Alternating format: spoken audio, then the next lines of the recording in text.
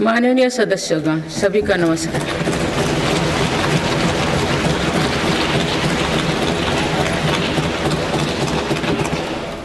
इस नए सदन भवन में ये मेरा पहला संबोधन है।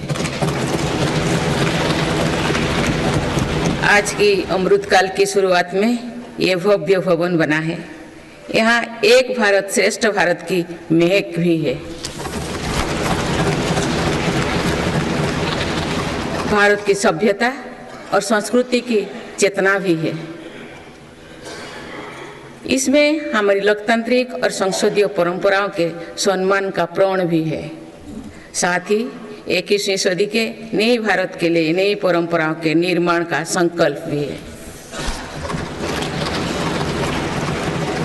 मुझे पूरा विश्वास है कि इस नए भवन में नीतियों पर सार्थक संवाद होगा। ऐसी नीतियां जो आज़ादी के अमृतकाल में विकसित भारत का निर्माण करेगी। मैं आप सभी को अपनी शुभकामनाएं देती हूँ। माननीय सदस्यगण, ये हमारे संविधान के लागू होने का भी 75वां वर्षगांठ है। इसी कालखंड में आज़ादी के 75 वर्षों का उत्सव अमृत महोत्सव भी संपन्न हुआ है। इस दौरान देश भर में अनेक कार्यक्रम हुए। देश ने अपने गुमनाम स्वतंत्रता सेनानियों को याद किया। 75 साल बाद युवा पीढ़ी ने फिर स्वतंत्रता संग्राम के उस कालखंड को जिया। इस उत्सव के दौरान मेरी माटी मेरा देश अभियान के तहत देश भर के हर गांव की मिट्टी के साथ अमृत कलश दिल्ली लाया गया। 2 लाख से ज़्यादा शिला फलकों स्थापित किए गए। 3 करोड़ से ज़्यादा लोगों ने 5 प्राणों की शपथ ली। 70,000 से ज़्यादा अमृत सरोवर बने। 2 लाख से ज़्यादा अमृत वाटिकाओं का निर्माण हुआ। 2 करोड़ से ज़्यादा पेड़ पौधे लगाया गया। 16 करोड़ से ज़्यादा लोगों ने तिरंगा के साथ सेल्फी अपलोड की। अमृत उत्सव के दौरान ही कर्तव्य पथ पर नेताजी सुभाष चंद्र बोस की प्रतिमा स्थापित की गई। राजधानी दिल्ली में देश के अब तक के सभी प्रधानमंत्रियों की समर्पित म्यूजियम खोला गया। शांति निकेतन और होयबला मंदिर वर्ल्ड हेरिटेज लिस्ट में शामिल हुई। साहिबजादों की याद में वीरवाल दिवस घोषित हुआ। भगवान बिरसा मुंडा के जन्म दिवस को जनजातीय गौरव दिवस घोषित किया गया। विभाजन की विभीषिका को याद करते हुए 14 अगस्त को विभाजन विभीषिका स्मृति दिवस घोषित किया गया। माननीय सदस्यगण, बीता वर्ष भारत के लिए ऐतिहासिक उपलब्धियों से भरा रहा है। इस दौरान देशवासियों का गौरव बढ़ाने वाले अनेक पल आए। दुनिया में गंभीर संकटों के बीच भारत सबसे तेजी से विकसित होती बड़ी अर्थव्यवस्था बना। लगातार 2 क्वार्टर से भारत की विकास दर 7.5% से ऊपर रही है। भारत चंद्रमा के दक्षिण ध्रुव पर झंडा फहराने वाला पहला देश बना। भारत ने सफलता के साथ आदित्य मिशन लॉन्च किया। धरती से 15 लाख किलोमीटर दूर अपनी सैटेलाइट पहुंचाई। ऐतिहासिक G20 सम्मेलन के सफलता ने पूरे विश्व में भारत की भूमिका को सशक्त किया। भारत ने एशियाई खेलों में पहली बार 100 से अधिक मेडल जीते। पारा एशियाई खेलों में भी 100 से अधिक मेडल जीते। भारत को अपना सबसे बड़ा समुद्री पुल अटल सेतु मिला। भारत को अपनी पहली नमो भारत ट्रेन तथा पहली अमृत भारत ट्रेन मिली। भारत दुनिया से सबसे तेजी से 5G रोल आउट करने वाला देश बना। भारतीय एयरलाइंस कंपनी ने दुनिया की सबसे बड़ी एयरक्राफ्ट डील की। पिछले साल ही मेरी सरकार ने मिशन मोड में लाखों युवाओं की सरकारी नौकरी दी है।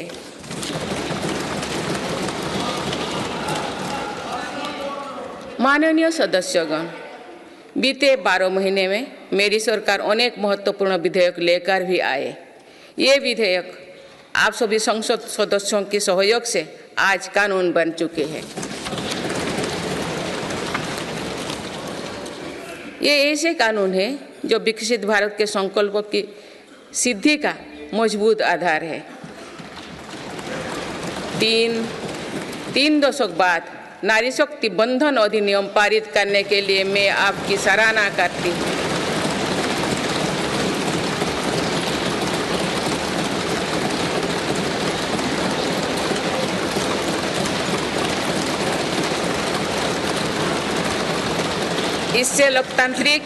इससे लोकसभा और विधानसभा के महिलाओं की ज्यादा भागीदारी सुनिश्चित हुई है। ये वुमेनली डेवलपमेंट के मेरी सरकार के संकल्प को मजबूत करता है। रिफॉर्म, परफॉर्म और ट्रांसफॉर्म के अपने कमिटमेंट को मेरी सरकार ने लगातार जारी रखा है।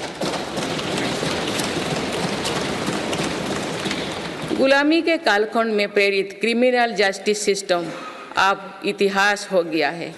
आप दंड को नहीं अपितु न्याय को प्राथमिकता है। न्याय सर्वोपरि के सिद्धांतों पर नई न्याय संहिता देश को मिली है। डिजिटल पर्सनल डेटा प्रोटेक्शन अधिनियम से डिजिटल स्पेस और सुरक्षित होने वाला है। अनुसंधान नेशनल रिसर्च फाउंडेशन अधिनियम से देश में रिसर्च और इनोवेशन को बल मिलेगा। जम्मू और कश्मीर आरक्षण कानून से वहाँ भी जनजातीय समुदाय को प्रतिनिधित्व का अधिकार मिलेगा। इस दौरान सेंट्रल यूनिवर्सिटी कानून में भी संशोधन किया गया। इससे तेलंगाना में सरोक का सेंट्रल ट्राइबल यूनिवर्सिटी बनने का रास्ता सुगम हुआ। पिछले वर्ष 76 अन्य पुराने कानून को भी हटाया गया है। मेरी सरकार परीक्षाओं में होने वाली गड़बड़ी को लेकर युवाओं की चिंता से अवगत है। इसीलिए ऐसे गलत तरीके को सख्ती के लिए नया कानून बनाने का निर्णय लिया है। माननीय सदस्यगण, कोई भी राष्ट्र तेज गति से तभी आगे बढ़ सकता है जब वो पुराने चुनौतियों का परास्त करते हुए अपने ज़्यादा से ज़्यादा ऊर्जा भविष्य निर्माण में लगाए। पिछले 10 वर्षों में भारत ने राष्ट्रहित में ऐसे अनेक कार्यों को पूरा होते हुए देखा है जिनका इंतजार देश के लोगों को दशकों से था। राम मंदिर के निर्माण की आकांक्षा सदियों से थी, आज ये सोच हो चुका है।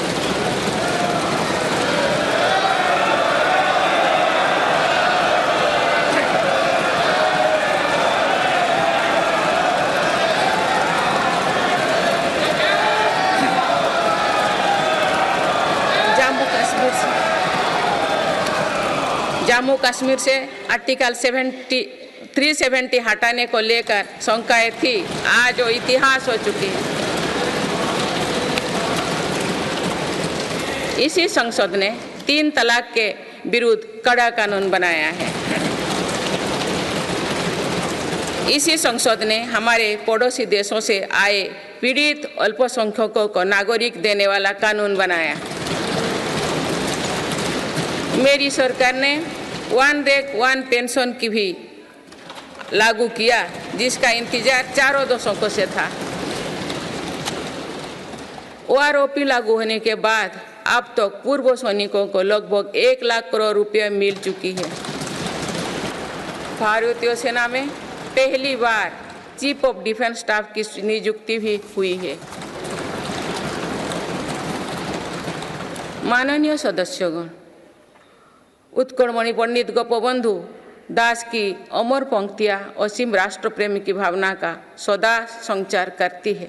उन्होंने कहा था, मिशु मोर देह ए देश माटी रे, देशवासी चली जानतु पिठी रे, देशर स्वराज्य पथे जेते गाड़, पुरु तोही गड़ी मोर मांस हाड़। अर्थात मेरा शरीर इस देह की माटी के साथ मिल जाए, देशवासी मेरी पीठ पर से चलते चल जाए, देश के स्वराज पथ में जितनी भी खाइयां हैं वे मेरी हाड़ मांग से फट जाए।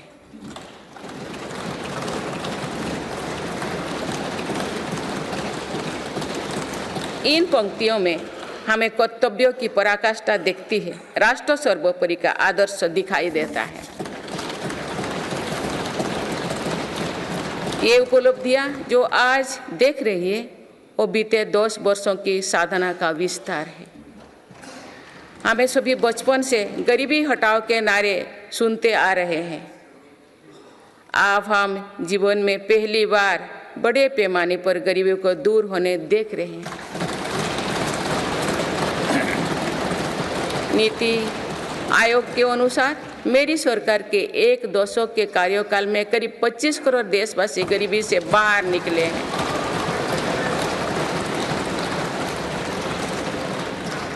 यह है प्रत्येक गरीब में नया विश्वास जगाने वाली बात है।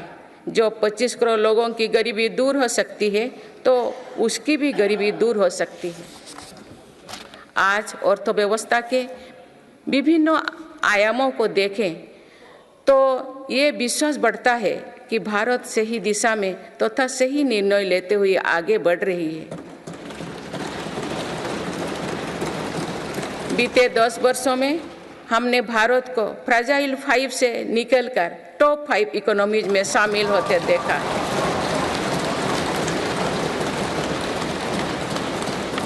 भारत का निर्यात करीब $450 बिलियन से बढ़कर $775 बिलियन से अधिक हो गया है। पहले की तुलना में FDI द्विगुना हुआ है। खादी और ग्रामोद्योग के उत्पादों की बिक्री में 4 गुना से अधिक की वृद्धि हुई है।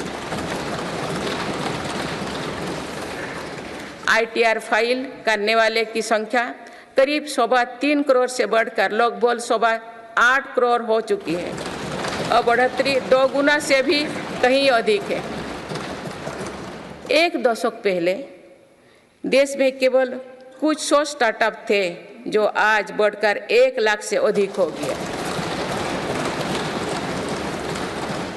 साल में 94,000 कंपनियां रजिस्टर हुई थी। पिछले वर्ष ये संख्या 1,60,000 तक पहुंच चुके हैं। दिसंबर 2017 में 98 लाख से लोग GST देते थे, आज इनकी संख्या 1,40,00,000 है। 2014 से पहले के 10 वर्षों में लगभग 13 करोड़ वाहन बिके थे। पिछले 10 वर्षों में देशवासियों ने 21 करोड़ से अधिक वाहन खरीदे हैं। 2014-15 में लगभग 2,000 इलेक्ट्रिक वाहन बिके थे, जबकि 2023-24 में दिसंबर माह तक ही लगभग 15 लाख इलेक्ट्रिक वाहन बिक चुके हैं। माननीय सदस्यगण, बीते दशक में मेरी सरकार ने सुशासन और पारदर्शिता को हर व्यवस्था का मुख्य आधार बनाया है। इसी का परिणाम है कि हम बड़े आर्थिक सुधारों के साक्षी बने हैं। इस दौरान देश को इंसॉल्वेंसी एंड बैंकरप्सी कोड मिला है। देश को जीएसटी के रूप में एक देश एक टैक्स कानून मिला है। मेरी सरकार ने माइक्रो इकोनॉमिक स्टेबिलिटी में भी सुनिश्चित की है। 10 वर्षों में कैपेक्स 5 गुना बढ़कर 10 लाख करोड़ हो गया है। साथ ही फिजिकल डेफिसिट भी नियंत्रण में है। आज हमारे फॉरेक्स रिजर्व्स 600 अरब डॉलर से ज़्यादा है। हमारे बैंकिंग सिस्टम जो पहले बुरी तरह से चरमराया था, वो आज दुनिया के सबसे मजबूत बैंकिंग सिस्टम में से एक बना है। बैंक का एनपीए जो कभी डबल डिजिट में होता था, वो आज लगभग 4% ही है। मेक इन इंडिया और आत्मनिर्भर भारत अभियान हमारी ताकत बन चुकी है। भारत आज दुनिया का दूसरा सबसे बड़ा मोबाइल फोन निर्माता है। पिछले एक दशक के दौरान मोबाइल फोन मैन्युफैक्चरिंग में 5 गुना बढ़ोतरी हुई है। कुछ साल पहले भारत खिलौना आयात करता था, आज मेड इन इंडिया खिलौने निर्यात कर रहा है। भारत का डिफेंस प्रोडक्शन 1 लाख करोड़ रुपये के पार पहुंच चुका है। आज हर भारतीय देश में बने एयरक्राफ्ट कैरियर आईएनएस विक्रांत को देखकर गर्व से भरा हुआ है। लड़ाकू विमान तेजस अब हमारी वायुसेना की ताकत बन रहे हैं। C295 ट्रांसपोर्ट एयरक्राफ्ट का निर्माण भारत में होने जा रहा है। आधुनिक एयरक्राफ्ट इंजन भी भारत में बनाया जाएगा। उत्तर प्रदेश और तमिलनाडु में डिफेंस कॉरिडोर का विकास हो रहा है। मेरी सरकार ने डिफेंस सेक्टर में निजी क्षेत्रों की भागीदारी सुनिश्चित की है। स्पेस सेक्टर को भी हमारी सरकार ने युवा स्टार्टअप्स के लिए खोल दिया है। माननीय सदस्यगण, मेरी सरकार वेल्थ क्रिएटर का सम्मान करती है तथा भारत के प्राइवेट सेक्टर के सामर्थ्य पर विश्वास करती है। भारत में बिजनेस करना आसान हो, इसके लिए उपयुक्त माहौल रहे, इस पर भी मेरी सरकार लगातार काम कर रही है। ईज ऑफ डूइंग बिजनेस में लगातार सुधार हो रहा है। बीते कुछ वर्षों में 40,000 से ज़्यादा कंप्लायंस को हटाया जा या सरल किया गया है। कंपनीज एक्ट तथा लिमिटेड लायबिलिटी पार्टनरशिप एक्ट में 63 प्रावधानों को अपराध की सूची में बाहर किया गया है। जौन विश्वास अधिनियम द्वारा 183 प्रावधानों को अपराध की श्रेणी से बाहर किया गया है। अदालत के बाहर विवादों को सौहार्दपूर्ण समाधान हेतु मध्यस्थता पर कानून बनाया गया है। वन और पर्यावरण विभाग से क्लियरेंस मिलने में जहां 600 दिन लगते थे, वहां आज 75 दिन से भी कम समय लगता है। फेसलेस असेसमेंट योजना से टैक्स व्यवस्था में और पारदर्शिता आई है। माननीय सदस्यगण, हमारे एमएसएमई सेक्टर को भी रिफॉर्म्स का बहुत अधिक लाभ हो रहा है। आप अवगत है कि हमारे एमएसएमईज में आज करोड़ों देशवासी काम कर रहे हैं। एमएसएमईज और लघु उद्यमियों को सशक्त करने के लिए मेरी सरकार पूरी प्रतिबद्धता से काम कर रही है। एमएसएमई की परिभाषा का विस्तार किया गया है। नई परिभाषा में निवेश और टर्नओवर को समाहित किया गया है। आज उद्यम और उद्यम असिस्ट पोर्टल पर लगभग 3.5 करोड़ एमएसएमई रजिस्टर्ड है। बीते वर्षों में एमएसएमई के लिए क्रेडिट गारंटी स्कीम के तहत करीब 5 लाख करोड़ की गारंटी स्वीकृति किए गए। ये 2014 से पहले के दशक से 6 गुना अधिक है। माननीय सदस्यगण, मेरी सरकार का एक और बड़ा रिफॉर्म डिजिटल इंडिया का निर्माण है। डिजिटल इंडिया ने भारत में जीवन और बिजनेस दोनों को बहुत आसान बना दिया है। आज पूरी दुनिया मानती है कि ये भारत की बहुत बड़ी उपलब्धि है। विकसित देशों में भी भारत ऐसा डिजिटल सिस्टम नहीं है। गांव में भी सामान्य खरीद बिक्री डिजिटल तरीके से होगी, ये कुछ लोगों की कल्पना से भी परे था। आज दुनिया के कुल रियल टाइम डिजिटल लेन देन का 46% भारत में होता है।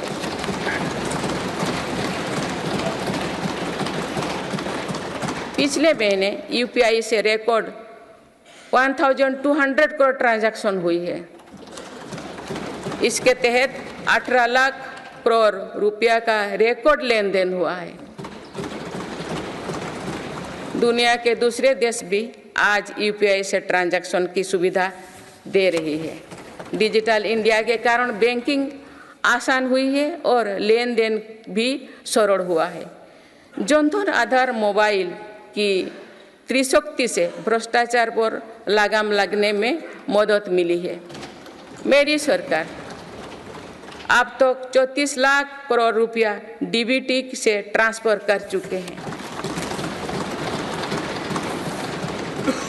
जनधन आधार मोबाइल के कारण करीब 10 करोड़ फर्जी लाभार्थी सिस्टम से बाहर किए गए हैं। इससे 3.25 लाख करोड़ रुपया गलत हाथों में जाने से बचे हैं। डिजी लॉकर की सुविधा भी जीवन को आसान बना रही है। इसमें अभी तक यूजर्स के 6 बिलियन से ज़्यादा डॉक्यूमेंट्स जारी हुई है। आयुष्मान भारत हेल्थ अकाउंट के तहत लगभग 53 करोड़ लोगों की डिजिटल हेल्थ आईडी बन चुकी है।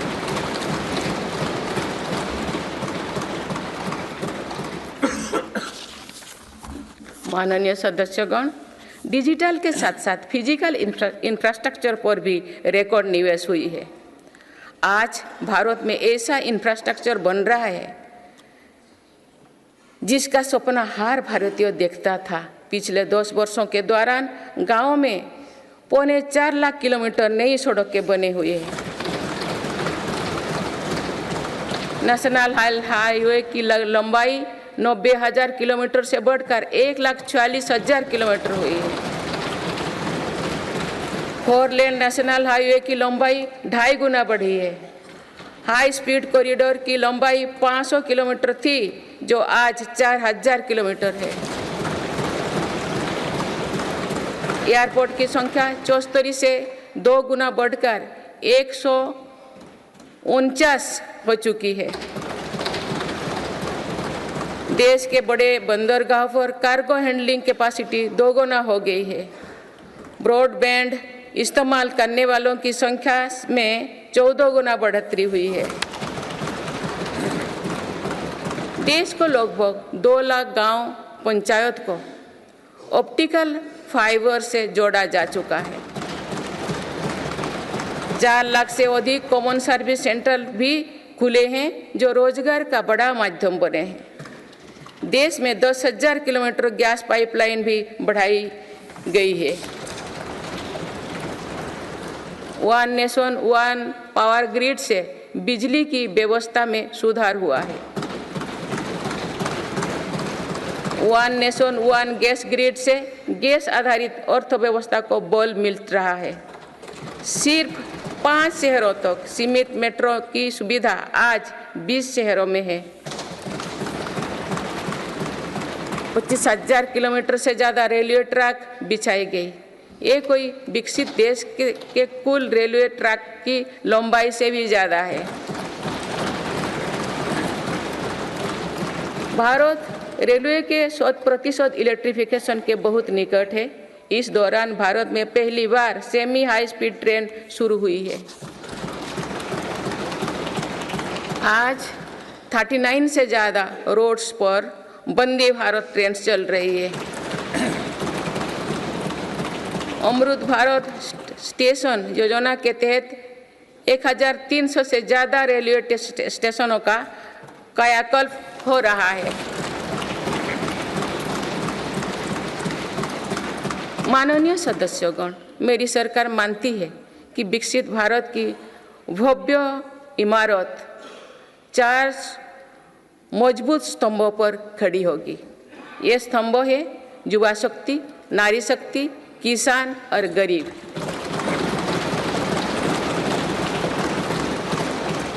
देश के हर हिस्से, हर समाज में इन सभी की स्थिति और सपने एक जैसे ही है।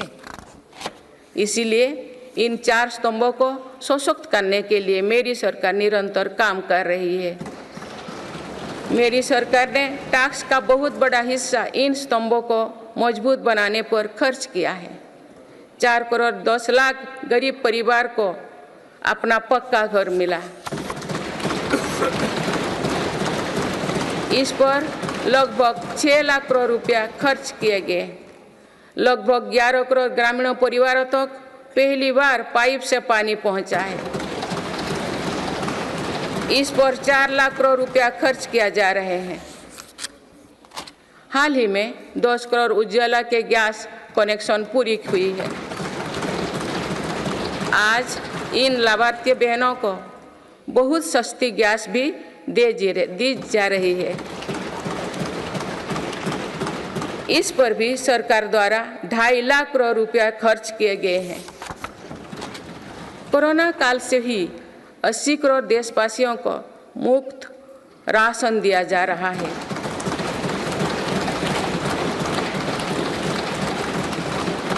अब इसे आने वाले 5 वर्षों के लिए आगे बढ़ाया गया है। अब इस पर 11 लाख करोड़ रुपया और खर्च होने का अनुमान है। मेरी सरकार का प्रयास है कि हर योजना का तेजी से सैचुरेशन हो, कोई भी लाभार्थी वंचित ना रहे। इसके लिए 15 नवंबर से विकसित भारत संकल्प यात्रा चल रही है। अभी तक इस यात्रा से करीब 19 करोड़ देशवासी जुड़ चुके हैं। माननीय सदस्यगण, बीते वर्ष में विश्व ने 2 बड़े युद्ध देखे और कोरोना जैसे वैश्विक महामारी का सामना किया। ऐसे वैश्विक संकटों के बावजूद मेरी सरकार ने देश में महंगाई को काबू में रखा, सामान्य भारतीयों का बोझ नहीं बढ़ने दिया।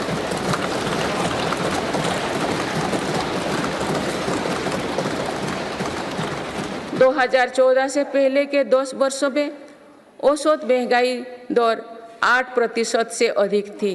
पिछले दशकों में औसत महंगाई दर 5% रही।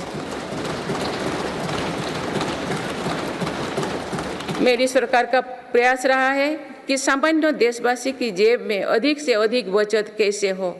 पहले भारत में 2 लाख रुपये की आय पर टैक्स लग जाता था।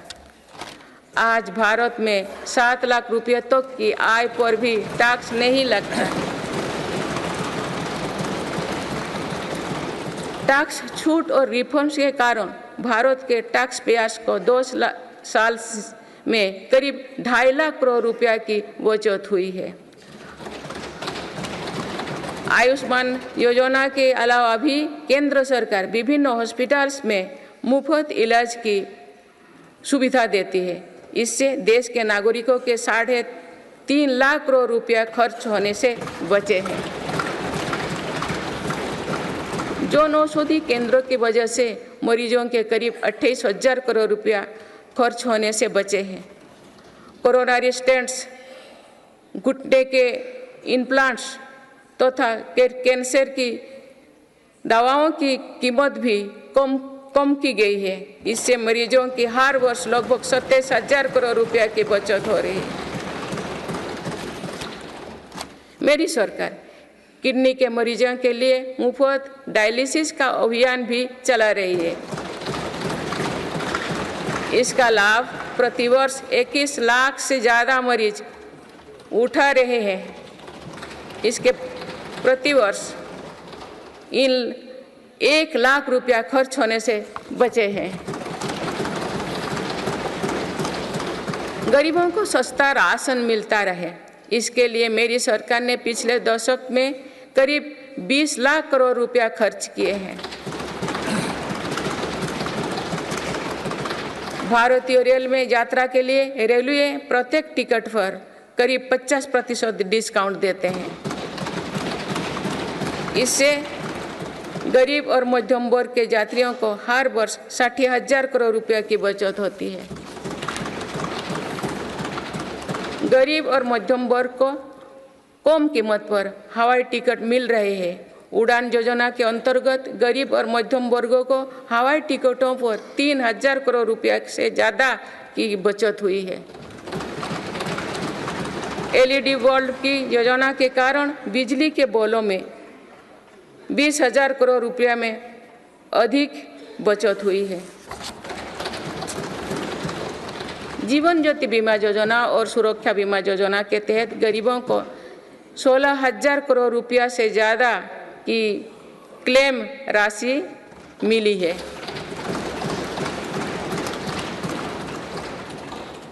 माननीय सदस्यगण, नारी शक्ति का सामर्थ्य बढ़ाने के लिए मेरी सरकार हर स्तर पर काम कर रही है। इस वर्ष की गणतंत्र दिवस परेड भी नारी शक्ति के लिए समर्पित थी।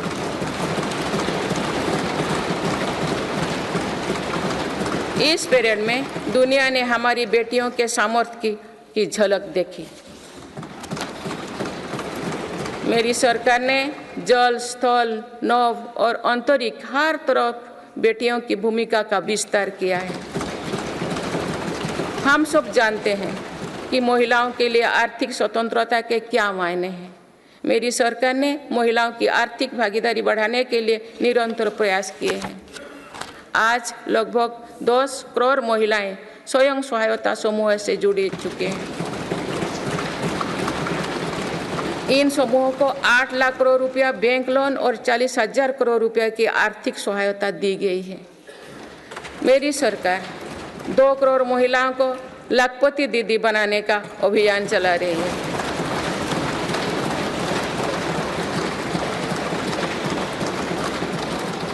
नमो ड्रोन दीदी योजना के तहत समूहों को 15,000 ड्रोन उपलब्ध कराए जा रहे हैं। मातृत्व अवकाश 12 सप्ताह से बढ़ाकर 26 सप्ताह करने से देश की लाखों महिलाओं को बहुत मदद मिली है। मेरी सरकार ने महिलाओं की पहली बार सशस्त्र बलों में परमानेंट कमीशन दिया गया है। पहली बार सैनिक स्कूलों और राष्ट्रीय रक्षा अकादमी में महिला कैडेट्स के प्रवेश दिया गया है। आज महिलाएं फाइटर पायलट भी है और नौसेना के जहाज को भी पहली बार कमांड कर रहे हैं। मुद्रा योजना के तहत जो 40 करोड़ से ज़्यादा लोन दिए गए हैं, उनमें करीब 31 करोड़ से ज़्यादा लोन महिलाओं को मिली है। इस योजना से लाभ लेकर करोड़ों महिलाओं ने स्वरोजगार शुरू किए हैं। माननीय सदस्यगण, मेरी सरकार आज खेती को अधिक लाभकारी बनाने पर बल दे रही है। हमारा ये प्रयास है कि खेती में लागत कम हो और लाभ अधिक हो। मेरी सरकार ने पहली बार 10 करोड़ से अधिक छोटे किसानों को भी देश की कृषि नीति और योजना में प्रमुखता दी है। PM किसान सम्मान निधि के तहत अब तक 2,80,000 करोड़ रुपया किसानों को मिल चुके हैं।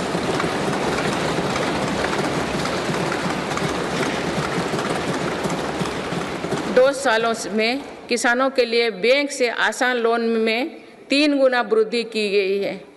प्रधानमंत्री फसल बीमा योजना के तहत किसानों ने 30,000 करोड़ रुपया प्रीमियम भरा। इसके बदले उन्हें 1.5 लाख करोड़ रुपये का क्लेम मिला है। पिछले 10 वर्षों में लगभग 18 लाख करोड़ रुपया MSP के रूप में धान और गेहूं की खेती करने वाले किसानों को मिले हैं। ये 2014 से पहले के 2 सालों की तुलना में 2.5 गुना अधिक है।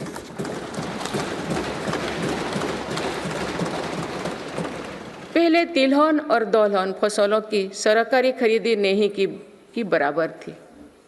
पिछले दशकों में तिलहन और दलहन की खेती करने वाले किसानों को MSP के रूप में 1.25 लाख करोड़ रुपया मिले हैं।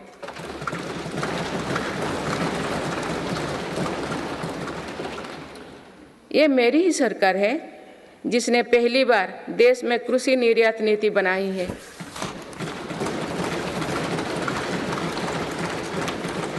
इससे एग्रीकल्चर एक्सपोर्ट 4 लाख करोड़ रुपया तक पहुंचा है। किसानों को सस्ती खाद मिले, इसके लिए 10 सालों में 11 लाख करोड़ रुपया से अधिक खर्च किए गए हैं। मेरी सरकार ने 1.25 लाख से ज़्यादा प्रधानमंत्री किसान समृद्धि केंद्र स्थापित किए हैं। अभी तक लगभग 8,000 किसान उत्पादक संघ FPO बनाए जा चुके हैं। मेरी सरकार कृषि में सहकारिता को बढ़ावा दे रहे हैं। इसके लिए देश में पहली बार सहकारिता मंत्रालय बनाया गया है। सरकारी क्षेत्र में दुनिया की सबसे बड़ी अनाज भंडारण योजना शुरू की गई है। जिन गांव में सहकारी समितियां नहीं है, वहां 2 लाख समितियां बनाई जा रही है। मत्स्य पालन क्षेत्र में 38,000 करोड़ रुपया से अधिक की योजनाएं चलाई जा रही है, जिसके कारण मत्स्य उत्पादन पिछले 2 साल में 95 लाख मीट्रिक टन से बढ़कर 175 लाख मीट्रिक टन यानी लगभग 2 गुना हो गया है। इनलैंड फिशरीज का उत्पादन 61 लाख मीट्रिक टन से बढ़कर 131 लाख मीट्रिक टन हो गया है। मत्स्य पालन क्षेत्र में निर्यात भी 30,000 करोड़ रुपया से बढ़कर 64,000 करोड़ रुपया तक यानी 2 गुनी से ज़्यादा बढ़ा है। देश में पहली बार पशुपालकों और मछुआरों को किसान क्रेडिट कार्ड का लाभ दिया गया है। पिछले दशकों में प्रति व्यक्ति दूध उपलब्धता 40% बढ़ी है। पशुओं को खुरपका और मुंहपका बीमारियों से बचाने के लिए पहली बार मुफ्त टीकाकरण अभियान चल रहा है। अब तक 4 चरणों में 50 करोड़ से ज़्यादा टीका पशुओं की दिए जा चुके हैं।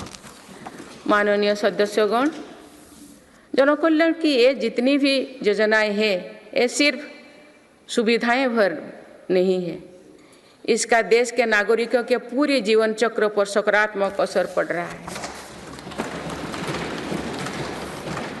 विभिन्न सरकारी और गैर सरकारी संस्थाओं द्वारा मेरी सरकार की योजनाओं के प्रभावों का अध्ययन किया गया है। इसके परिणाम बहुत ही प्रभावकारी है और गरीबी से लड़ रहे दुनिया के हर देश को प्रेरित कर रहने वाले हैं। बीते वर्षों में विभिन्न संस्थाओं के अध्ययन में सामने आया है कि 11 करोड़ शौचालयों के निर्माण और खुले में शौच बंद होने से अनेक बीमारियों की रोकथाम हुई है। इससे शहरी क्षेत्र के हर गरीब परिवार को इलाज पर प्रति वर्ष 60,000 रुपया तक की बचत हो रही है। पाइप से शुद्ध पेयजल मिलने से भी प्रतिवर्ष लाखों बच्चों की जान बच रही है। पीएम आवास योजना पर हुई अध्ययन के अनुसार पक्के घर से परिवार की सामाजिक प्रतिष्ठा और गरिमा बढ़ी है। पक्के घर में बच्चों की पढ़ाई बेहतर हुई है और ड्रॉप आउट की दर में कमी आई है। प्रधानमंत्री सुरक्षित मातृत्व अभियान के वजह से आज देश में 100% संस्थागत प्रसव हो रही है। इस वजह से माता मृत्यु दर में भी भारी गिरावट आई है। एक और अध्ययन के अनुसार उज्ज्वला योजना के लाभार्थी परिवारों में गरीब बीमारी की घटनाओं में कम आई है। माननीय सदस्यगण, मेरी सरकार मानव केंद्रित विकास पर बल दे रही है। हमारे लिए हर नागरिक की गरिमा सर्वोपरि है। यही सामाजिक न्याय की हमारी अवधारणा है। भारत के संविधान के हर अनुच्छेद का संदेश भी यही है। हमारे यहाँ लंबे समय तक सिर्फ अधिकारों पर चर्चा होती थी। हमने सरकार के कर्तव्यों पर भी बल दिया। इससे नागरिकों में भी कर्तव्य भाव जागा। आज अपने अपने कर्तव्य के पालन से हर अधिकार की गारंटी का भाव जागृत हुआ। मेरी सरकार ने उनकी भी सूद ली है जो अब तक विकास की धारा से दूर रहे हैं। ऐसे हजारों आदिवासी गांव हैं जहां बीते 2 वर्षों में पहली बार बिजली और सड़क पहुंची। लाखों आदिवासी परिवारों को अब जाकर पाइप से शुद्ध पानी मिलना शुरू हुआ। विशेष अभियान के तहत मेरी सरकार हजारों आदिवासी बहुल गांव में 4G इंटरनेट सुविधा भी पहुंचा रही है। बंधन केंद्रों की स्थापना और 90 से ज़्यादा वन उपज पर MSP दिए जाने से आदिवासियों को बहुत लाभ हुआ है। मेरी सरकार ने पहली बार जनजातियों में भी सबसे पिछड़े जनजातियों की सूद ली है। उनके लिए लगभग 24,000 करोड़ रुपया की PM जनमन योजना बनाई है। आदिवासी परिवारों में अनेक पीढ़ियां सिकल सेल एनीमिया में पीड़ित रही है। पहली बार इसके लिए राष्ट्रीय मिशन शुरू किया गया है। अब तक लगभग 1,40,00,000 लोग की जांच की हो चुकी है। दिव्यांगजनों के लिए भी मेरी सरकार ने सुगम्य भारत अभियान चलाए हैं। साथ ही भारतीय सांकेतिक भाषा में पाठ्य पुस्तकें उपलब्ध कराई है। ट्रांसजेंडर को समाज में सम्मानजनक स्थान दिलाने और उनके अधिकारों के संरक्षण हेतु भी कानून बनाए हैं। माननीय सदस्यगण, हमारे यहाँ विश्वकर्मा परिवारों के बिना दैनिक जीवन की कल्पना भी मुश्किल है। ये परिवार पीढ़ी दर पीढ़ी अपने कौशल को आगे बढ़ाते हैं, लेकिन सरकारी मदद के अभाव में हमारी विश्वकर्मा साथी बुरी स्थिति से गुजर रहे थे। मेरी सरकार ने ऐसे विश्वकर्मा परिवार को भी सूद ली है। अभी तक PM विश्वकर्मा योजना से 84 लाख से ज़्यादा लोग जुड़ चुके हैं। रेहड़ी, ठेले, फुटपाथ पर काम करने वाले साथी भी दशकों से अपने हाल पर छोड़ दिए गए थे। मेरी सरकार ने PM स्वनिधि योजना द्वारा उनको बैंकिंग से जोड़ा। इस योजना के तहत अब तक 10,000 करोड़ रुपया से अधिक की राशि के ऋण दिया जा चुका है।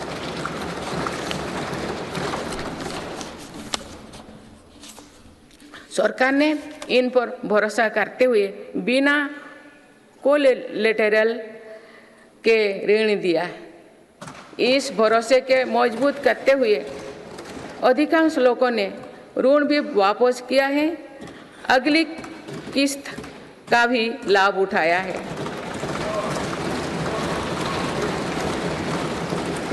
इस योजना के अधिकतर लाभार्थी दलित, पिछड़े, आदिवासी और महिलाएं हैं। माननीय सदस्यगण, सबका साथ, सबका विकास, सबका विश्वास और सबका प्रयास के मंत्र पर चल रही मेरी सरकार समाज के हर वर्गों को उचित अवसर देने में जुटी है। पहली बार सामान्य वर्ग के गरीबों को आरक्षण की सुविधा दी गई है। मेडिकल में ग्रेजुएशन और पोस्ट ग्रेजुएशन के लिए ओबीसी के केंद्रीय कोटे के तहत दाखिली में 37% आरक्षण सुनिश्चित किया गया है। राष्ट्रीय पिछड़ा बोर्ड आयोग को संवैधानिक दर्जा दिया गया है। मेरी सरकार ने बाबा साहेब आम्बेडकर से जुड़े 5 स्थानों को पंचतीर्थ के रूप में विकसित किया। आज देश भर में आदिवासी स्वतंत्रता सेनानियों के लिए समर्पित 10 संग्रहालय बनाया जा रहा है।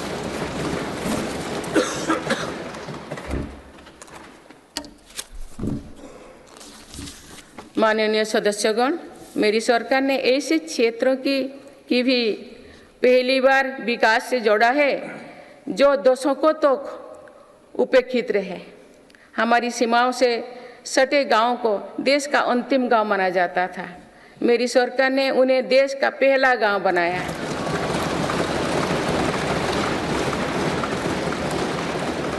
इन गांवों के विकास के लिए वाइब्रेंट विलेज प्रोग्राम शुरू किया है। अंडमान निकोबार और लक्षद्वीप जैसे हमारे दूर सुदूर के द्वीप समूह भी विकास से वंचित थे। मेरी सरकार ने इन द्वीपों में भी आधुनिक सुविधाओं का निर्माण किया। वहाँ सड़क, हवाई यातायात और तेज इंटरनेट की सुविधाएं पहुंचाई। कुछ सप्ताह पूर्व ही लक्षद्वीप को भी अंडर वाटर ऑप्टिकल फाइबर से जोड़ा गया है। इससे स्थानीय लोगों के साथ ही पर्यटकों को भी सुविधा होगी। मेरी सरकार द्वारा आकांक्षा जिला कार्यक्रम के तहत देश के 100 से अधिक जिलों में विकास का प्राथमिकता दी गई है। इस कार्यक्रम की सफलता को देखते हुए मेरी सरकार ने आकांक्षा ब्लॉक कार्यक्रम भी शुरू किया है। इससे देश के उन ब्लॉक्स में विकास पर विशेष जोर दिया जा रहा है जो पीछे छूट गए हैं। माननीय सदस्यगण, मेरी सरकार आज पूरी सीमा पर मॉडर्न इंफ्रास्ट्रक्चर बना रही है। एक काम बहुत पहले ही प्राथमिकता के आधार पर हो जाना चाहिए था। आतंकवाद हो या विस्तारवाद, हमारी सेनाएं आज जैसे को तैसा की नीति के साथ जवाब दे रही है।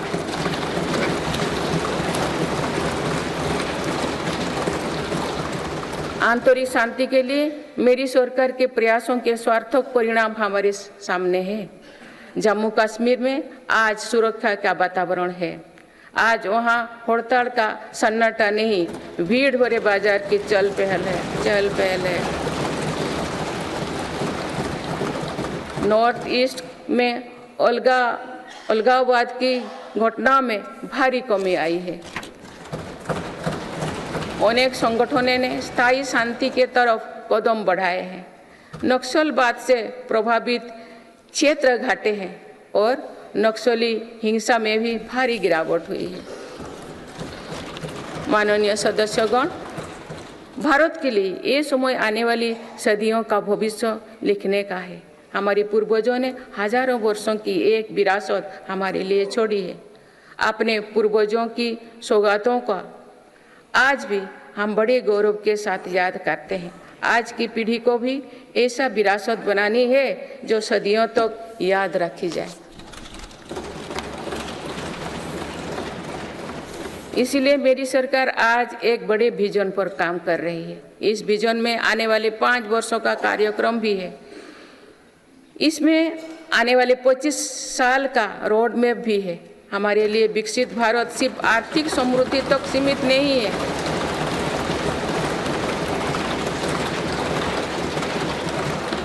हमारे लिए विकास भारत सिर्फ आर्थिक समृद्धि तक सीमित नहीं है, हम सामाजिक, सांस्कृतिक और सामरिक ताकत को भी उतना ही महत्व देते हैं।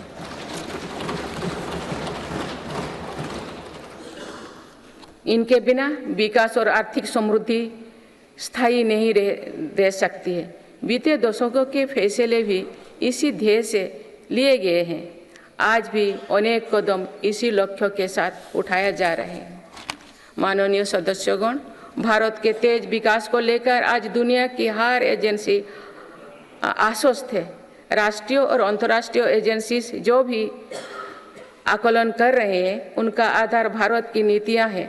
इंफ्रास्ट्रक्चर में रिकॉर्ड निवेश और पॉलिसी रिफॉर्म निवेशकों का विश्वास और बढ़ा रहा है। पूर्ण बहुमत वाली स्थिर और मजबूत सरकार के लिए भारतीयों का संकल्प भी दुनिया को नया भरोसा दे रहे हैं।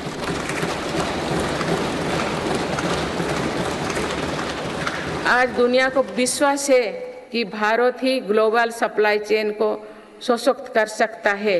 इसीलिए भारत भी आज इसके लिए बड़े कदम उठा रहे हैं। देश में एमएसएमई का एक मजबूत नेटवर्क बनाया जा रहा है। मेरी सरकार ने 14 सेक्टर्स के लिए PLI योजनाएं शुरू किए हैं। इसके तहत अभी तक लगभग 9 लाख करोड़ रुपये का उत्पादन हो चुका है। इससे देश में रोजगार और स्वरोजगार के लाखों नए अवसर बने। PLI से इलेक्ट्रॉनिक्स, फार्मा, फूड प्रोसेसिंग और मेडिकल डिवाइस के सेक्टर में भी लाभ हो रहा है। मेडिकल डिवाइस से जुड़े दर्जनों प्रोजेक्ट्स में उत्पादन शुरू हो चुका है। मेरी सरकार ने देश में 3 बल्क ड्रग पार्क भी बनाए हैं। माननीय सदस्यगण, आज मेड इन इंडिया एक ग्लोबल ब्रांड बन चुका है। मेक इन इंडिया को लेकर आज दुनिया आकर्षित हो रही है। आत्मनिर्भर भारत के लक्ष्य को दुनिया समझ रही है। आज दुनिया भर की कंपनियां भारत में नए सेक्टर्स को लेकर उत्साहित है।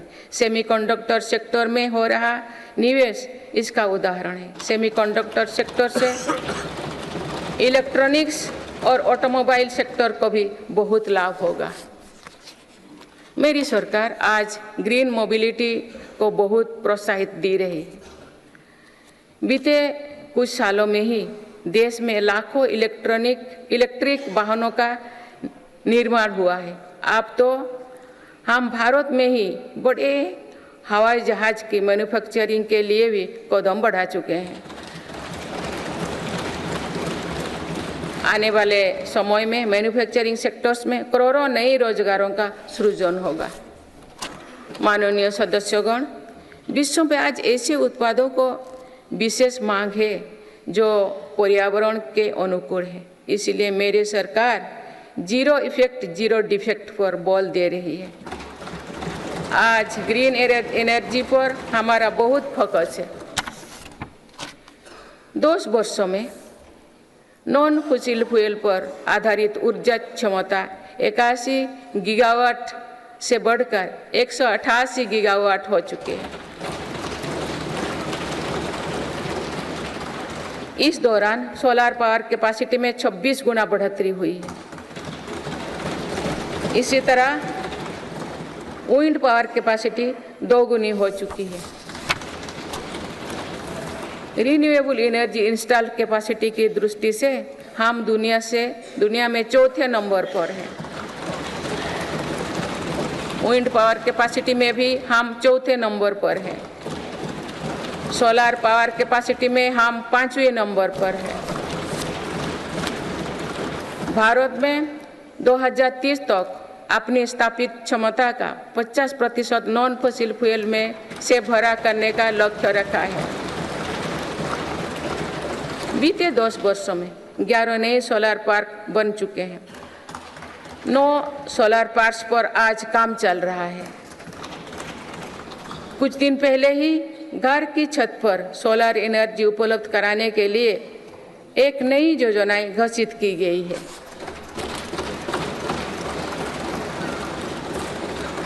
इसके तहत 1 करोड़ परिवारों को मदद दी जाएगी। इससे बिजली का बिल भी कम होगा और अतिरिक्त बिजली की खरीद विद्युत बाजारों में की जाएगी।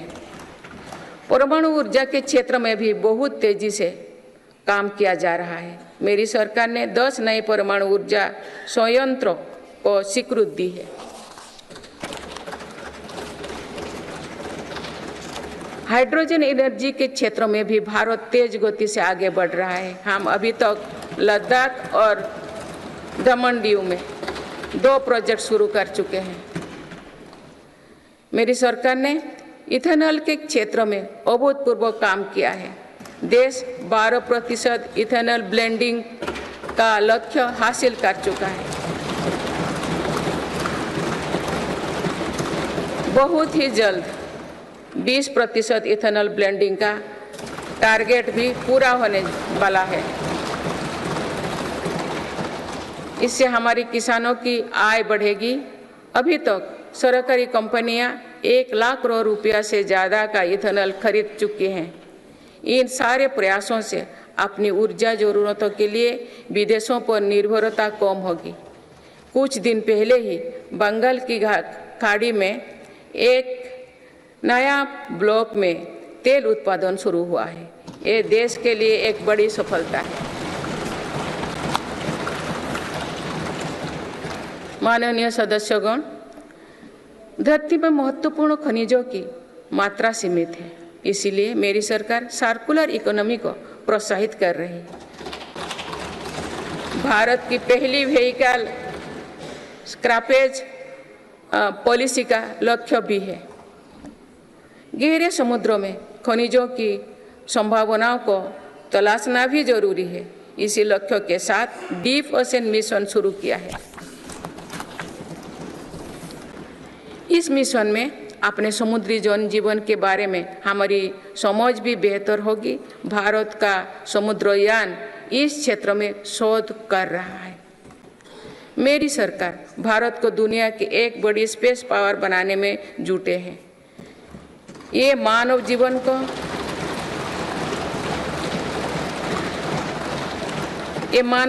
को बेहतर बनाने का एक माध्यम है।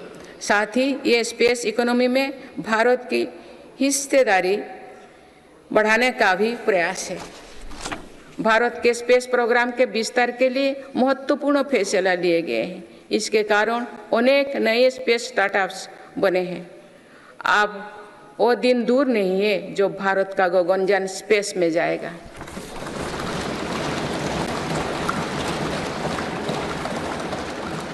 माननीय सदस्यगण, मेरी सरकार ने भारत को दुनिया के अग्रणी डिजिटल इकोनॉमीज में से एक बनाया है।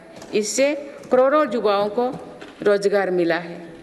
हमारा प्रयास है कि चौथी औद्योगिक क्रांति में भारत दुनिया में सबसे आगे रहे। मेरी सरकार आर्टिफिशियल इंटेलिजेंस मिशन पर काम कर रही है। ये भारत के युवाओं को नए अवसर देगा। ये नए स्टार्टअप्स के लिए संभावनाएं खोलेगा। इससे कृषि, स्वास्थ्य और शिक्षा के क्षेत्र में क्रांतिकारी बदलाव आएगी। मेरी सरकार ने नेशनल क्वांटम मिशन भी स्वीकृत किया है। क्वांटम कंप्यूटिंग नए दौर की डिजिटल व्यवस्था बनाएगा। इस क्षेत्र में भारत आगे रहे, इसके लिए काम शुरू हो चुके हैं। माननीय सदस्यगण, मेरी सरकार भारत की युवा शक्ति की शिक्षा और कौशल विकास के लिए निरंतर नए कदम उठा रही है। इसके लिए नई राष्ट्रीय शिक्षा नीति बनाई गई और उसे तेजी से लागू किया जा रहा है। राष्ट्रीय शिक्षा नीति में मातृभाषा और भारतीय भाषाओं में शिक्षा पर बल दिया गया है। इंजीनियरिंग, मेडिकल, कानून जैसे विषयों की पढ़ाई भारतीय भाषा में प्रारंभ कर दी गई है।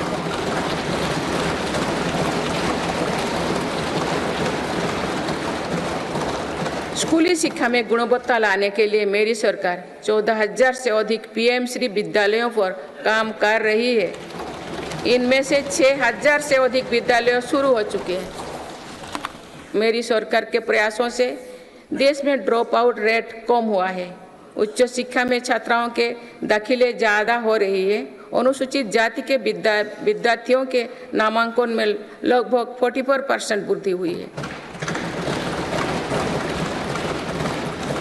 नामांकन में अनुसूचित जनजाति के विद्यार्थियों की 65% और ओबीसी के विद्यार्थियों को 44% अधिक वृद्धि हुई है। इनोवेशन को बढ़ावा देने के लिए अटल इनोवेशन मिशन के अंतर्गत 2000 अटल टिंकरिंग लैब स्थापित किए गए हैं। इसमें 1 करोड़ से अधिक विद्यार्थी जुड़े हैं। साल 2014 तक देश में 7 एम्स और 390 से भी कम मेडिकल कॉलेज थे। वही पिछले दशक में 16 एम्स और 315 मेडिकल कॉलेज स्थापित किए गए हैं।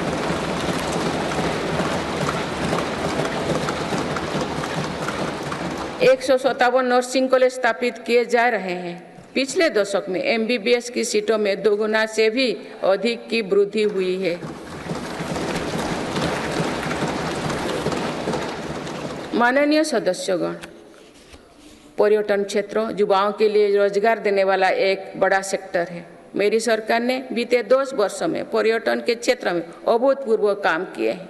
भारत में घरेलू टूरिस्ट की संख्या के साथ ही भारत आने वाले विदेशी पर्यटकों की संख्या भी बढ़ी है। पर्यटन के क्षेत्र में जो वृद्धि हो रही है, इसका कारण भारत की बढ़ती साख है। आज दुनिया भारत को देखना और जानना चाहती है। इसके अलावा शानदार कनेक्टिविटी विकसित होने के कारण भी पर्यटन का दायरा बढ़ा है। जगह जगह एयरपोर्ट बनने से भी बहुत फायदा हो रही है। नॉर्थ ईस्ट में आज रिकॉर्ड संख्या में टूरिस्ट पहुंच रही है।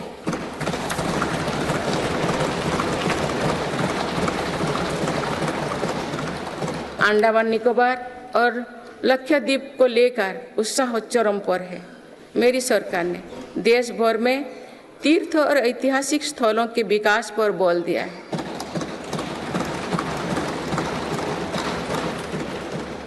इससे अब भारत में तीर्थ यात्रा आसान हुई है। वही दुनिया भी भारत में हेरिटेज टूरिज्म को लेकर आकर्षित हो रही है। बीते 1 वर्ष में 8.5 करोड़ लोग काशी गए हैं।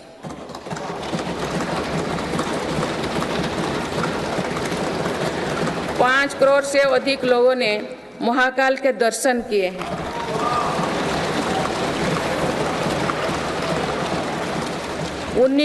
उन्नीस लाख से अधिक लोगों ने केदार धाम की यात्रा की है। अयोध्या धाम में ही प्राण प्रतिष्ठा के बाद 5 दिनों में ही 13 लाख श्रद्धालु दर्शन कर चुके हैं।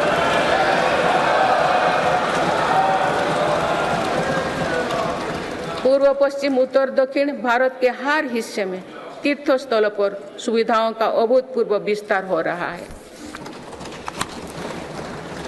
मेरी सरकार भारत को मीटिंग और प्रदर्शनी से जुड़े सेक्टर में भी अग्रणी बनाना चाहती है। इसके लिए भारत मंडपम और यशोभूमि जैसा इंफ्रास्ट्रक्चर बनाया जा रहा है।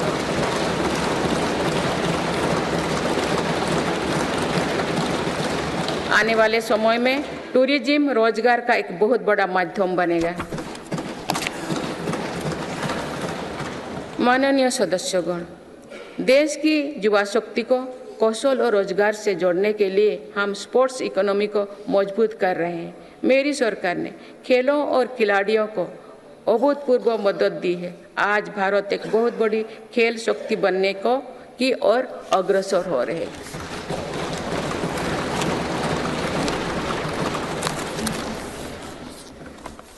खिलाड़ियों के साथ ही आज हम स्पोर्ट्स से जुड़े दूसरे क्षेत्रों पर भी बल दे रहे हैं। आज नेशनल स्पोर्ट्स यूनिवर्सिटी बन चुकी है।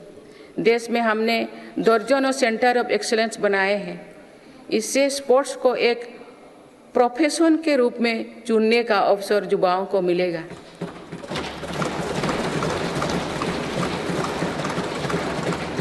खेल उपकरण से जुड़ी इंडस्ट्री को भी हर प्रकार की मदद दी जा रही है। बीते 10 वर्षों में भारत ने अनेक खेलों से जुड़े इंटरनेशनल स्पोर्ट्स इवेंट्स का शानदार आयोजन किया। देश के युवाओं में कर्तव्यबोध और सेवा भाव का विस्तार करने के लिए मेरा युवा भारत संगठन बनाया गया है। अभी तक इस संगठन से लगभग 1 करोड़ युवा जुड़ चुके हैं। माननीय सदस्यगण, संक्रमण काल में एक मजबूत सरकार होने का क्या मतलब होता है, ये हमने देखा है। बीते 3 वर्षों से पूरी दुनिया में उथल-पुथल मची हुई है। दुनिया के अलग अलग हिस्सों में दरार पड़ गए हैं। इस कठिन दौर में मेरी सरकार ने भारत को विश्व मित्र के रूप में स्थापित किया है।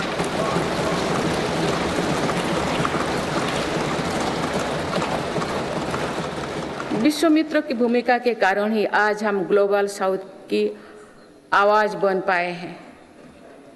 बीते 10 वर्षों में एक और पुरानी सोच को बदला गया है।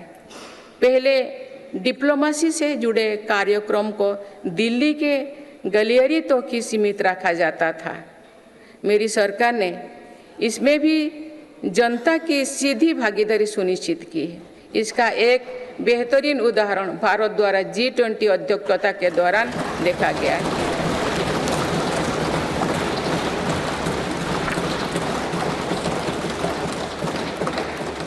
भारत ने G20 को जिस प्रकार जनता से जोड़ा, वैसा पहले कभी नहीं था।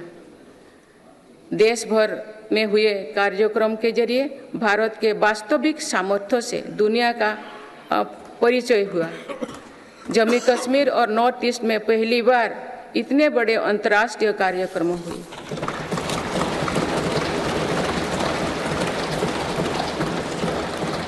पूरी दुनिया ने भारत में हुए ऐतिहासिक G20 सम्मेलन की प्रशंसा की। ऐसे बंटे हुए माहौलों में भी एकमत से दिल्ली घोषणा पत्र जारी होना ऐतिहासिक है। वुमेन लेड डेवलपमेंट से लेकर पर्यावरण के मुद्दों पर भारत का विजन दिल्ली घोषणा पत्र की नींव बना। हमारे प्रयासों से G20 में अफ्रीकन यूनियन के स्थायी सदस्यता को भी सराहा गया है। इसी सम्मेलन के दौरान Bharat middle east Europe corridor के निर्माण की घोषणा हुई है। ये कॉरिडोर भारत के सामुद्रिक सामर्थ्य को और सशक्त करेगा। ग्लोबल बायोफ्यूल अलायंस का लॉन्च होना भी बहुत बड़ी घटना है। इस प्रकार के कदम वैश्विक समस्याओं के समाधान में भारत की भूमिका का विस्तार कर रहे हैं। माननीय सदस्यगण, मेरी सरकार ने वैश्विक विवादों और संघर्षों के इस दौरे में भी भारत के हितों को मजबूती से दुनिया के सामने रखा है। भारत की विदेश नीति का दायरा आज अतीत की विदेशों से कहीं आगे बढ़ चुका है। आज भारत अनेक वैश्विक संगठनों का सम्मानित सदस्य है। आज आतंकवाद के खिलाफ भारत दुनिया के एक प्रमुख आवाज है।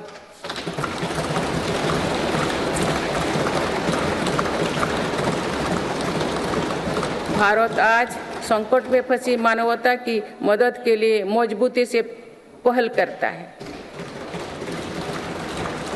दुनिया में कहीं भी संकट आने पर भारत वहां तेजी से पहुंचने का प्रयास करता है। मेरी सरकार ने दुनिया भर के काम कर रहे भारतीयों में नया भरोसा जगाया है। ऑपरेशनल गंगा, ऑपरेशनल कावेरी और वंदे भारत जैसे अभियान चलाकर जहां जहां संकट आया वहां से हर भारतीयों को हम तेजी से सुरक्षित वापस लेकर आए।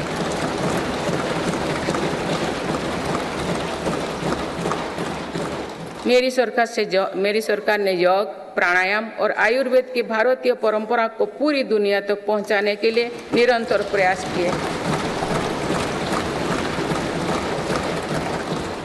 पिछले वर्ष संयुक्त राष्ट्र संघ के मुख्यालय में 135 देशों की प्रतिनिधित्व ने एक साथ योग किया।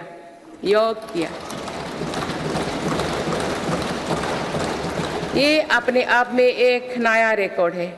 मेरी सरकार ने आयुष पद्धतियों के विकास के लिए एक नया मंत्रालय बनाया है। विश्व स्वास्थ्य संगठन का पहला global centre for traditional medicine भी भारत में बन रहा है। माननीय सदस्यगण, सभ्यताओं के कालखंड में ऐसे पड़ाव आते हैं जो सदियों का भविष्य तय करते हैं। भारत के इतिहास में भी ऐसे अनेक पड़ाव आए। इस वर्ष 22 जनवरी को भी देश ऐसे ही एक पड़ाव का साक्षी बना है।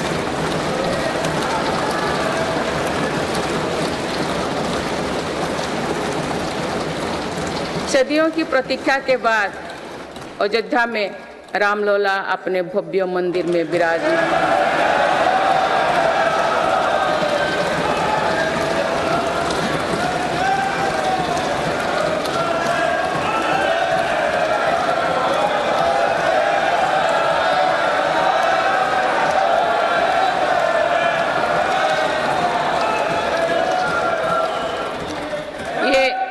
ये करोड़ों देशवासियों की इच्छा और आस्था का प्रश्न था, जिसका उत्तर देश ने पूरे सद्भाव के साथ खोजा है। माननीय सदस्यगण, आप सभी करोड़ों भारतीयों की आकांक्षाओं के प्रतिनिधि हैं। आज जो युवा स्कूल कॉलेज में है, उनके सपने बिल्कुल अलग हैं। हम सभी का ये दायित्व है कि अमृत पीढ़ी के सपनों को पूरा करने में कोई कसर बाकी ना रहे।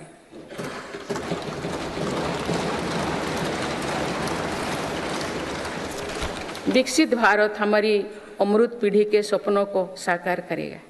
इसलिए हम सभी को एक साथ मिलकर संकल्पों की सिद्धि के लिए जुड़ना होगा।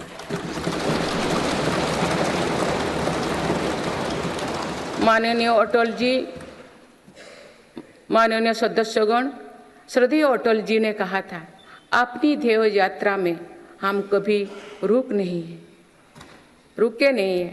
अपनी ध्येय यात्रा में हम कभी रुके नहीं, किसी चुनौती के सम्मुख कभी झुके नहीं।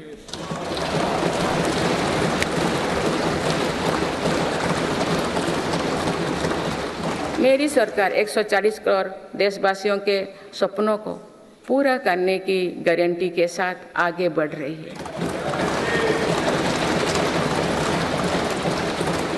मुझे पूरा विश्वास है कि ये नया संसद भवन भारत की ध्येय यात्रा को निरंतर ऊर्जा देता रहेगा, नई और स्वस्थ परंपरा बनाएगा।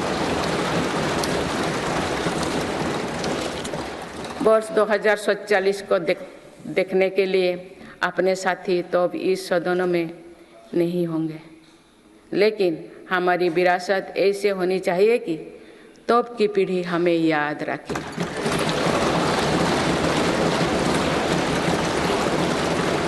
आप सभी को बहुत बहुत शुभकामनाएं। धन्यवाद। जय हिंद, जय भारत।